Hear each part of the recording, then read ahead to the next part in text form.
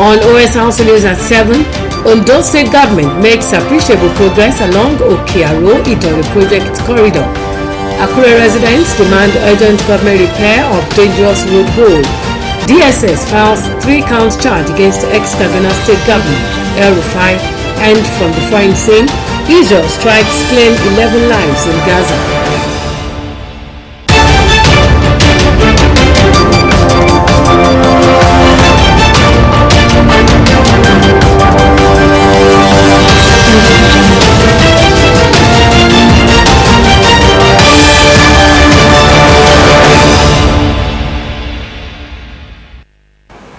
Welcome to the news at 7. My name is Oduayo Sawyer. The rehabilitation and construction of Okearo Idori Road in Ondo State has continued to attract public attention as residents and commuters observe steady progress on the long-awaited project. While the ongoing work promises improved transportation, economic growth, and safe travel upon completion, it has also brought temporary challenges for those living and trading along the corridor. Our reporter, Sunday Adingojo, has details.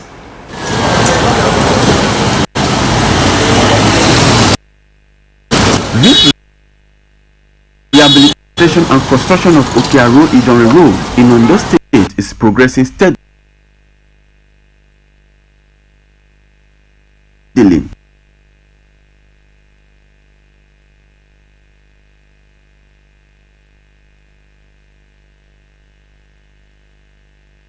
Marking a significant step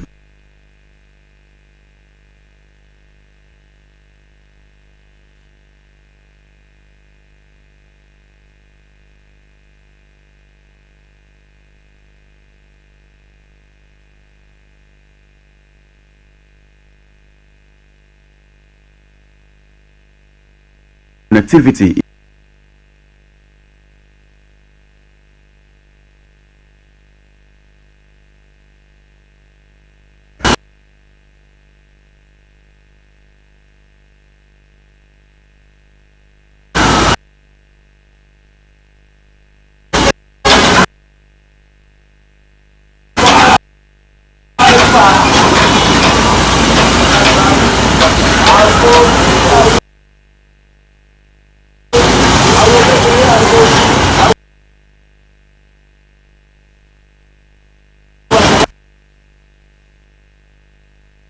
As part of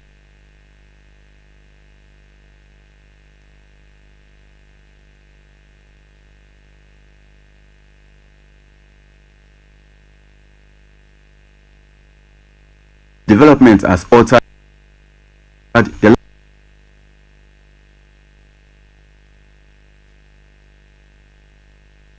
landscape of the area. Many residents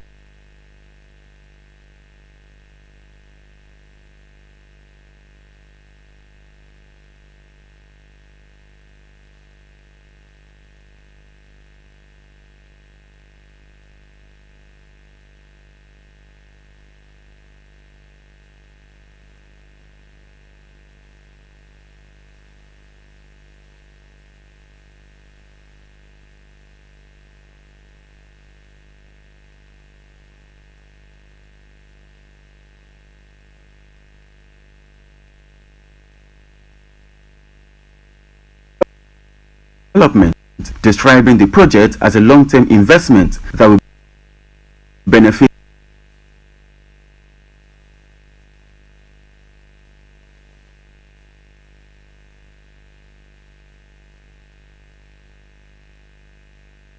state.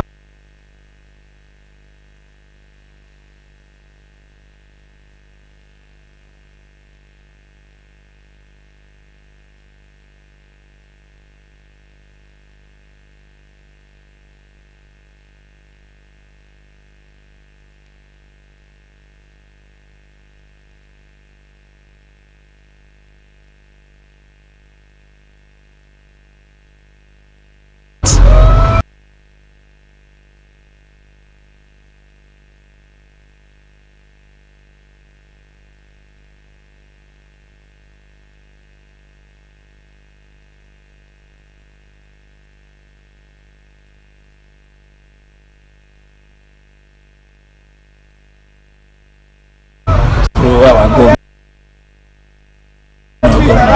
Orimiso Ayedatiwa. So it has been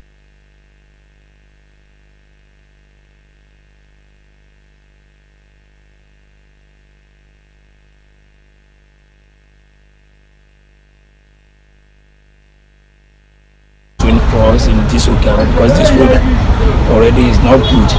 So, and we see him coming down here to make everything good. So we really appreciate it. They however raised concerns about the heavy dust generated by the ongoing activities. We have been facing some challenges through the dust, because assuming I think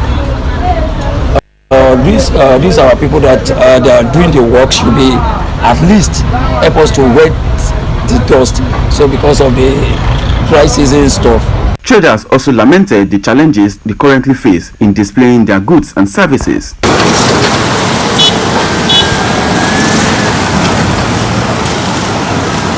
Some reported reduced patronage and limited access to their shops, which has negatively affected their daily income. We did not put our market outside today because of the construction that is going on. We cannot say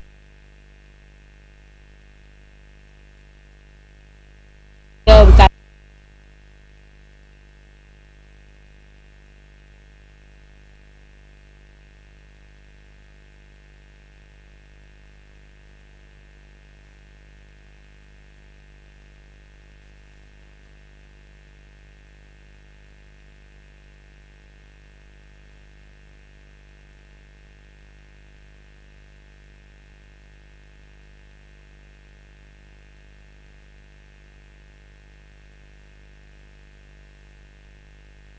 For our own good. They recognize that the project is ultimately for the benefit, yet they express concern about the economic hardship facing during the road project. Despite these challenges, residents remain hopeful that the project will be completed on schedule and to the highest standards. They urge the Ondo State government and the construction company to sustain the pace of work while adopting measures to minimize inconvenience to the public. Sunday, Adeyonju, Osrc News. Meanwhile, residents of Akure are raising serious concerns over a dangerous hole that has suddenly appeared in the median of Obadeshida Road, describing it a threat to life.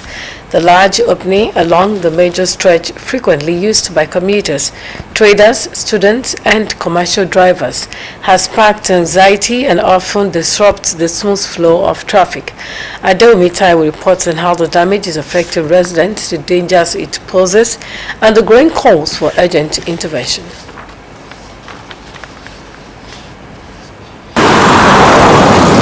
Akure, the capital of Ondo State, is widely regarded a peaceful and steadily growing city known for its free-lined roads, expanding neighborhoods, and reputation as an administrative and educational hub, which has long enjoyed an atmosphere of calm compared to many bustling urban centers. However, that calm is now being tested in the heart of the city at Ojaoba. A large and alarming hole has opened up in the median of a busy roadway and has become a source of concern for residents and road users. The damaged portion sits directly along a route heavily used daily by commuters, traders heading to the market, students on their way to school, and commercial drivers conveying passengers across town. Many residents fear that without urgent government intervention, the situation could result in serious accidents or even loss of lives. It's very dangerous to pass by because sometimes people that are crossing,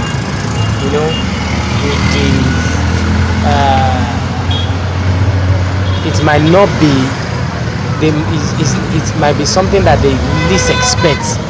So before you know it, they might fall into it, and it is very dangerous to them. If governments can just help us to look into it, maybe a slab to cover it up, I believe is something that is purposely done there to assist the drainage. But if they can put a slab on it, it will be very okay for them. many things is happen, like accidents. You understand me? If there is no blockage, you understand me? There is many. Most of the time, people are crossing. Some people, if they knew someone, if there is no notice, maybe there is they are there. They are falling.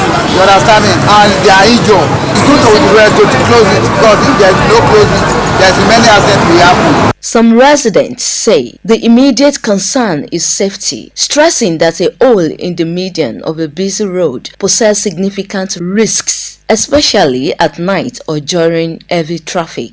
The one that unsuspecting motorists or motorcyclists could easily lose control, leading to collisions. Torí pé ọ̀pọ̀lọpọ̀ àwọn tó ń kọjá ọmọ kékeré gan kọjá ṣé mọ̀ pé ní àsìkò òní ni Monday báyìí àwọn ọmọ school wọ́n máa kọjá ọ̀pọ̀lọpọ̀ ọmọ mi ìdẹ̀rẹ̀ tó bá fẹ́ sáré fún mọ́tò pé mọ́tò ń bọ̀ kó má di wípé ó lọ kó sínú kòtò yẹn ṣùgbọ́n abẹ ìjọba wa kí wọ́n jọ kí wọ́n ṣíjú àánú wò wá torí pé àwa ta ní ọmọ kékeré lọ́jà àwa la pọ̀ jù. tí ẹ mọ̀ pé ó wà ń bẹ̀ gan báyìí Ọlọ́run ló yọ èmi àtọmọ mi báyìí sí lọ́tí mo kàn ní kí ìjọba bá wa ṣe sí nǹkan kan tẹ̀ bá wa wá nǹkan ṣe sí sódà tá a bá fẹ́ kọjá ń bẹ̀ á lè máa mọ̀ pé àtàn bí eléyìí ló wà ń bẹ̀ o. While temporary caution signs may reduce immediate danger, residents insist that only a permanent and structural repair will address the problem effectively. Adewumi Taiwo, Osrc News.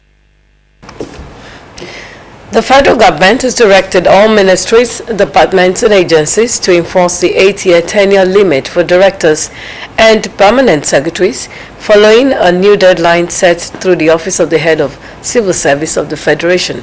Former Head of Civil Service of the Federation, Folashade Yemi, had announced the commencement of the revised Public Service Rules, PSR, in July 2023. According to the revised PSR, the tenure limit for permanent secretaries is 4 years, with a possible renewal based only on satisfactory performance. The rules also stipulate that a director or its equivalent shall compulsorily retire after 8 years in that position. The Miyetti Allah Cattle Breeders Association of Nigeria has denied any involvement in banditry, terrorism, kidnapping, or cattle rustling, insisting it has never condoned violent activity in Nigeria. Its national president, Baba Ingel said no court in Nigeria or abroad had ever convicted or indicted the association for criminal or terrorist activity.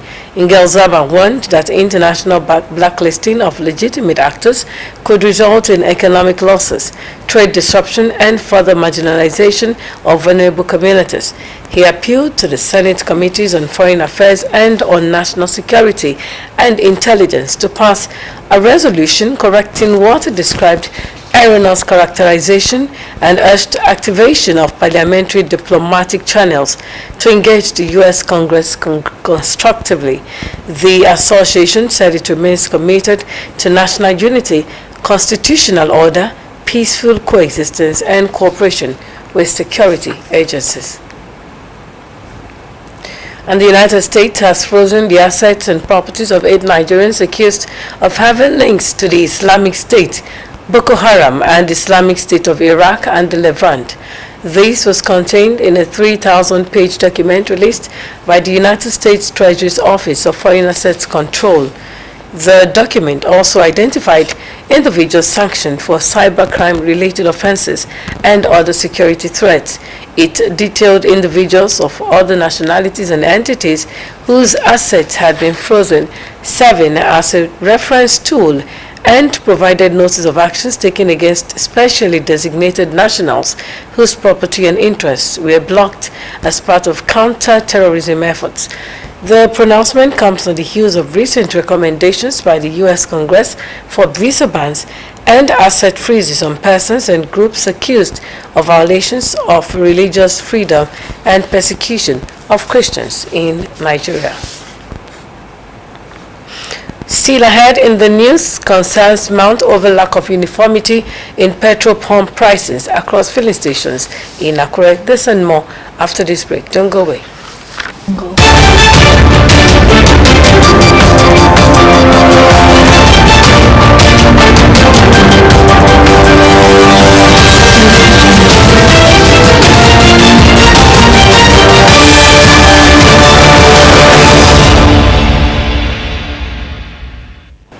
You're welcome back. You can watch us live on our digital channel, Moreplex 720, and on our website, www.osrc.ng,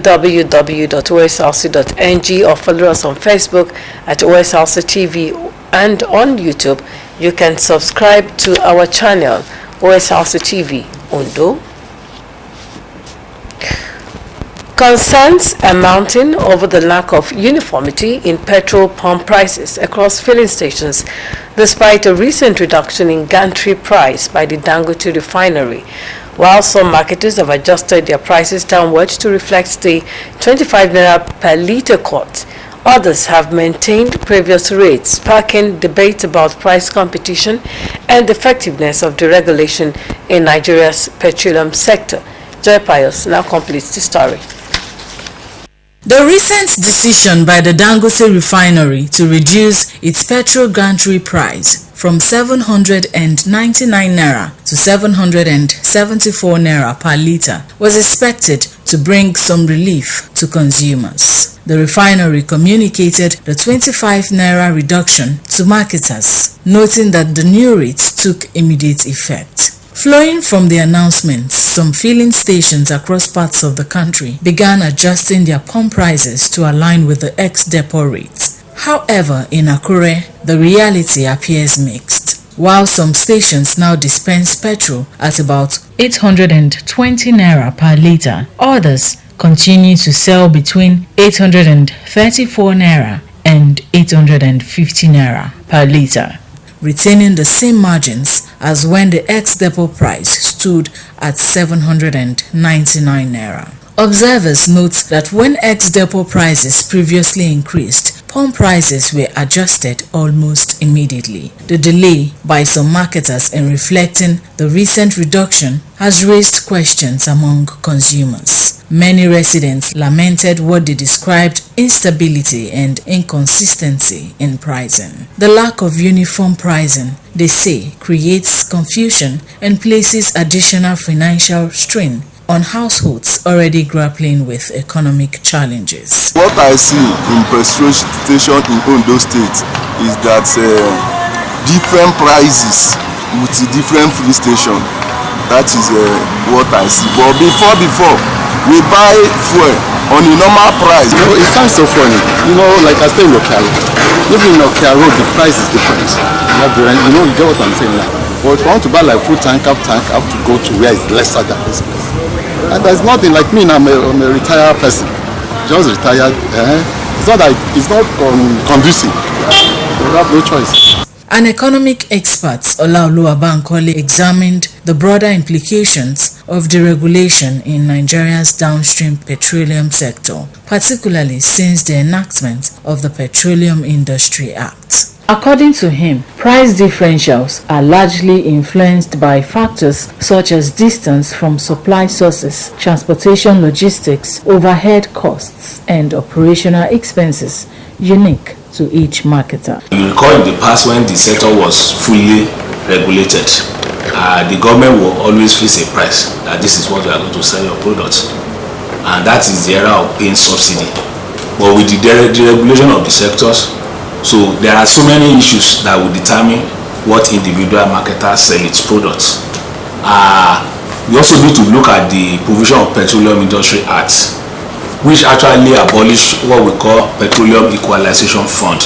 It means that irrespective of wherever you are located in Nigeria, no matter the distance to Lagos, which is where the fuel is discharged, those ones that were imported then, so it means that you have to pay similar prices.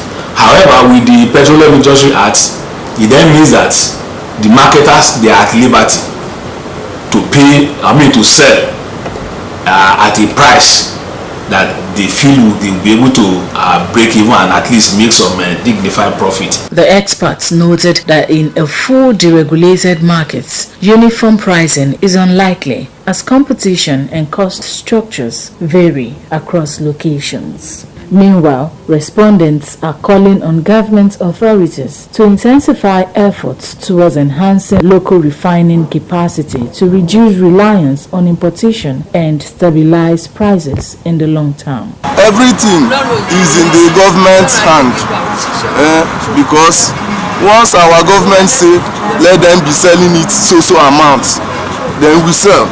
That is what I see. Government know what to do. Dangote is one that even assist. Because that's the way the man do it. Before NNPC to reduce that. And the difference is like 5 kobo, 10 kobo. We are expecting like 300 naira a liter. Everything will be okay. As Nigerians continue to navigate fluctuating fuel prices, the debate over competition, deregulation, and consumer protection remains firmly in the spotlight. Joy Pius, OSRC News. And in other news, the federal government has filed charges against the former Kaduna State Governor, Nasir El-Rufai. According to court documents, the prosecution claimed that on February 13, 2026, while appearing as a guest on a TV prime-time program in Abuja, El-Rufai admitted that he and others unlawfully intercepted the phone communications of the National Security Advisor, Nuhu Ribadu. In count 1, the federal government alleged that the admission amounts to an offense contrary to and punishable under the law. Count 2 alleges that El-Rufai stated during the same interview that he knew and related with individuals who unlawfully intercepted Ribadu's phone communications but failed to report them to relevant security agencies. Also, it claimed that El-Rufai and others still at large sometime in 2026 in Abuja used technical equipment or systems to unlawfully intercept the National Security Advisor's phone communications, an act said to have compromised public safety and national security. The charge lists the Federal Republic of Nigeria as complainant and El-Rufai as defendant. And no fewer than 31 persons have died from Lassa fever, with over 754 suspected cases reported across 33 local government areas in 9 states of the Federation. Nigeria Center for Disease Control NCDC revealed that 9 health workers had also been affected by the disease in the first 5 weeks of 2026. The NCDC provided a breakdown showing that 135 cases were currently being managed at treatment centers, with at least 110 suspected cases undergoing contact tracing and follow-ups. 92% of all confirmed cases, Lassa fever cases, were reported from Ondo and 4 other states. Nigeria continues to face a Lassa fever outbreak amid concerns over inadequate funding of the health sector by stakeholders. Nigeria and Angola have signed a visa exemption agreement for holders of diplomatic and official service passports.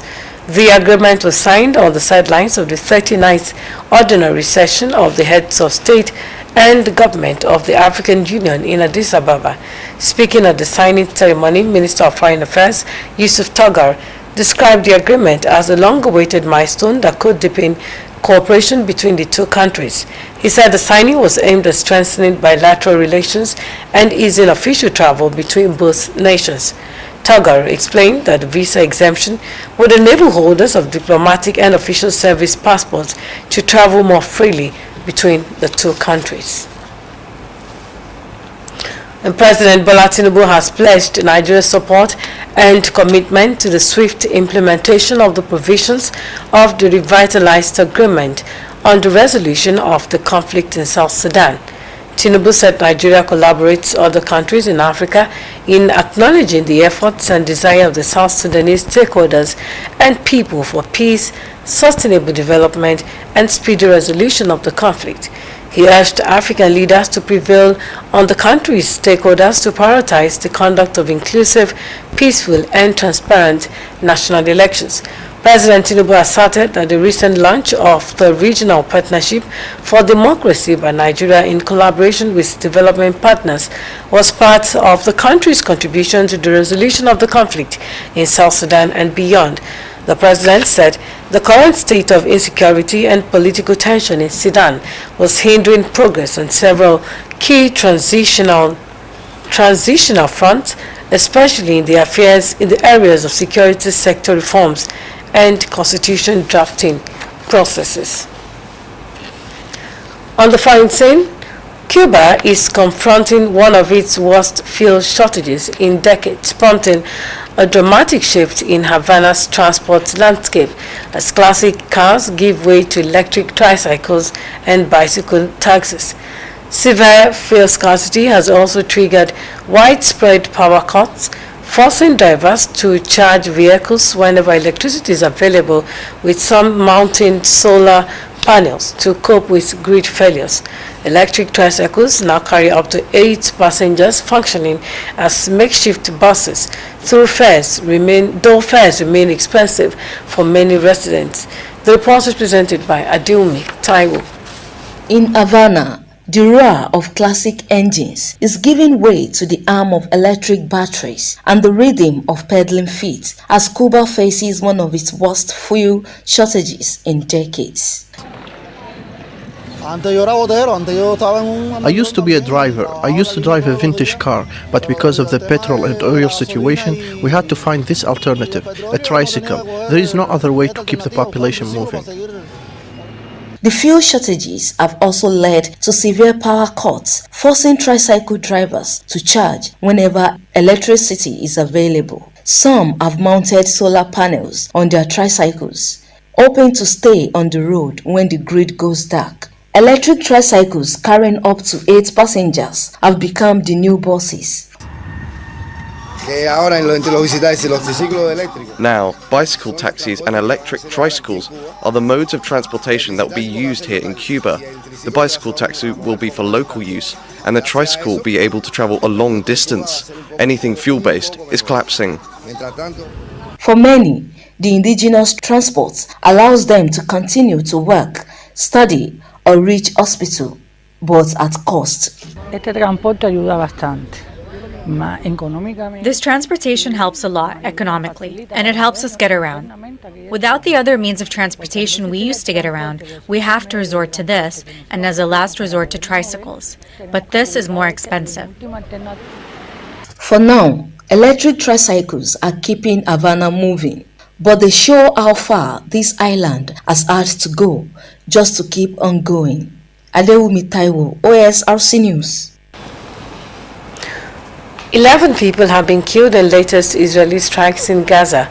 Palestinian Red Crescent said the strike on a tent encampment in northern Gaza killed at least 6 people, while another strike in the south of the Strip claimed 5 lives. The Israel Defense Forces said it has struck terror targets in response to ceasefire violations by Hamas, and that militants had been killed after emerging from a tunnel into the area of the Strip controlled by the Israeli military. The death has been announced of Mr. Christopher Shegoni. Mr. Oni, until his death in the early hours of today, was a staff of the Production Services Department of Ondo State Radio Vision Corporation. Aged 57, Mr. Oni joined the services of the Osrc Media Group in 1997. In a condolence message, the management and staff of the corporation expressed grief over the death of Mr. Oni, who was described as gentle, peace-loving, and committed officer.